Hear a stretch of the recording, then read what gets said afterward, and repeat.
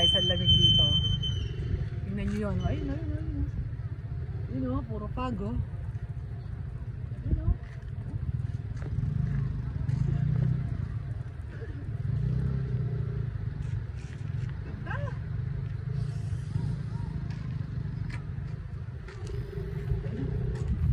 Sa wakas, narating na rin namin ng KM90. First time nga pala namin dumaan dito. Kaya, solid na solid dito. Apakalamig dito. Ang dami pang tao. Dumaan nga lang pala kami dyan kasi talagang target namin pupuntahan ay yung Agus River. Kaya samahan nyo kami sa biyahe namin papunta doon. Let's go!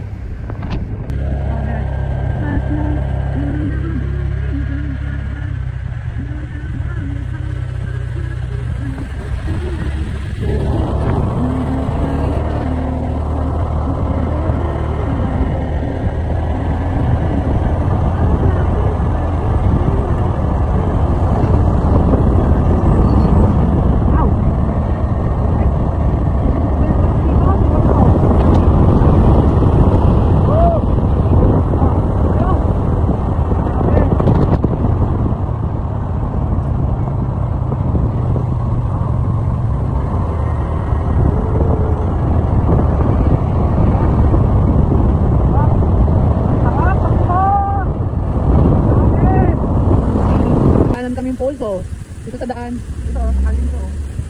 Grabe o. O, diba? May falls, pwede ka lang maligo rito. Alright. Grabe, ang ganda.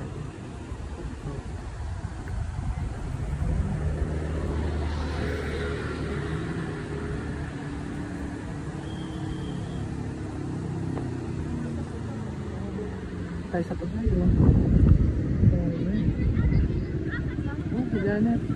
Grabe, ito oh, nadaanan namin tong Kakawayan Falls. Dito pala yun, no? Grabe, oh, pwede mag-tent, oh. Ito lang yan sa daan, oh. Grabe yung kabila nito. Tignan natin. Yan ang kabila nito. Yun! Ito, napaka lalim. Grabe, tingnan nyo ba yan, guys, oh. Grabe yung fog na yan, oh. Yung fog. Tatawid ulit tayo. Grabe, lamig dito. Lamig. Oh. Diba? Ayun, oh, may falls doon, oh. Ito yung daan. Pwede rin pala rito mag-ano, oh. Camping. Ano kaya dito? Ano? Okay pala daan. Ayun o, ayun o. Ayun o, nakita nyo ba yun? Wow, grabe ang lamig. Kaya pa ba nila yan? Tapos ganito yung ano mo oh, foggy oh. Oh, ko po inang. Lamig. Oh, picture mo na si ate. Sabi lamig. Grabe.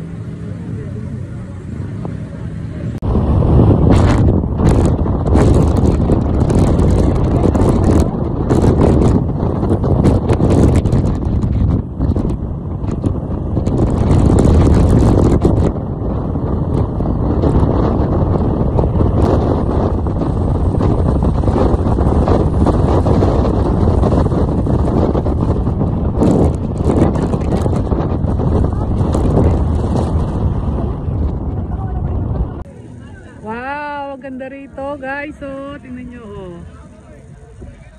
Tingnan nyo ba yan?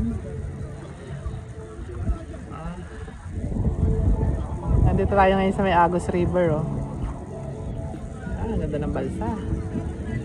Wow. Okay. Dito nga pala kami nag-stay.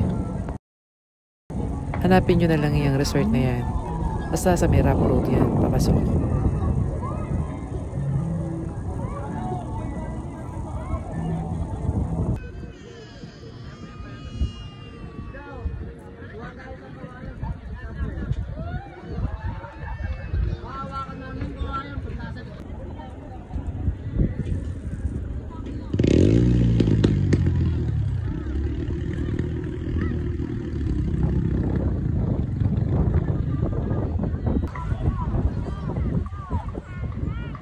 Kung aargo lang nga pala kayo ng balsa, 1.5 yan, maghapon na.